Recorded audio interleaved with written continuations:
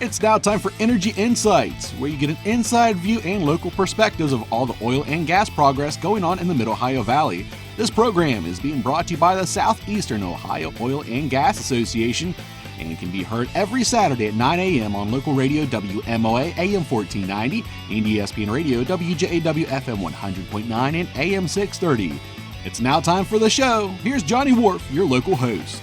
Saturday morning brings us to Energy Insights, brought to you by the Southeastern Ohio Oil and Gas Association, known as an acronym as SUGA, and the president of SUGA is Don Huck with Artex Oil Company. Welcome back to the program once again. I want to talk a little bit about, we touched last week on the landowner grant program, or the 225, I think is the bill number.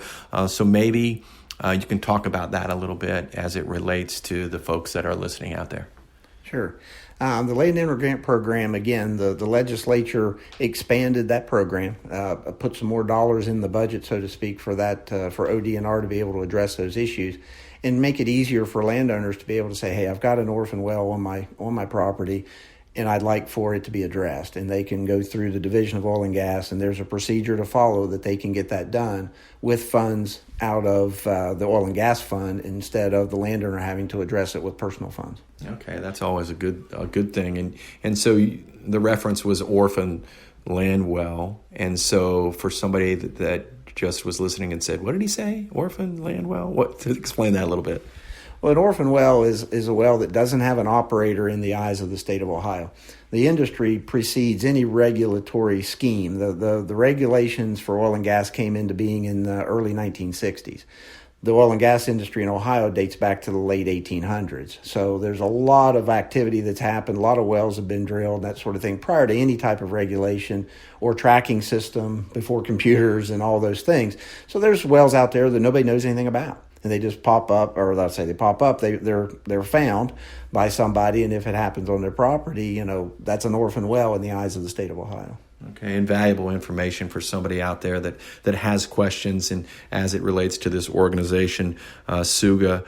You're the president. Congratulations. This is one of those things where you raise your hand and say, I want to be the president of SUGA, right? Actually, you sit around a board table and they all point at you, I'll bet. That is correct. That is correct. So, no, we have a lot of good folks on our board, and all of us have taken our turn to lead the organization and that sort of thing, and continue to be officers. And as we've spoken in previous sessions, these are family-owned businesses, and it's it's their own personal finances that are involved here. So they're willing to be part of something above just their business. As part of an organization that helps the entire industry. Yeah. So Artex Oil, we know, has been around for a long time, but as it relates to SUGA, talk about the growth of an association over the last, I assume, 5 or 10 years. Well, obviously with some of the shale activity that happened in 2011 up to date or whatever, you always have booms and busts in our industry. So sometimes the membership swings up, which happened during that time frame, and then the boom's over and things tail back off and your membership comes back down. So and that has happened to SUGA as well. But we're still a strong, thriving association with good, stable members that are there every day. And you work with the transient part of the business, but we also have the day-to-day folks here that are just grinding it out, and that's what SUGA is all about. Yeah, so the transient might be some of the bigger companies that came in when the boom was, and they might be gone now. But the base of the business, I'm assuming, is that family-owned or oil producer that's been here for a long, long time, and maybe in several generations. Oh, sure, and everyone out there knows folks in the oil and gas business that have been in it their whole careers. Their families have always been in it. We all know who they are. They're scattered all over Washington County, and we just continue to do our thing.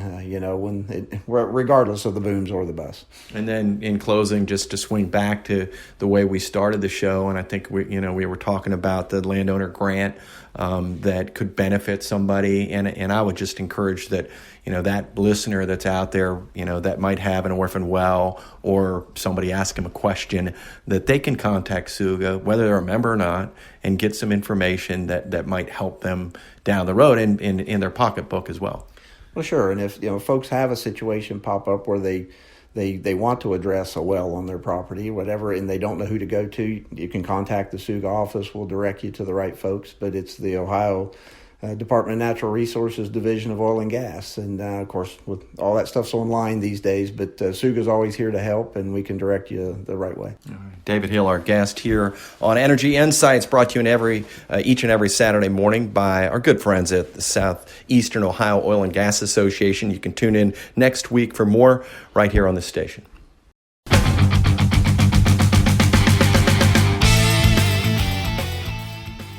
Thank you for listening to Energy Insights, brought to you by the Southeastern Ohio Oil and Gas Association.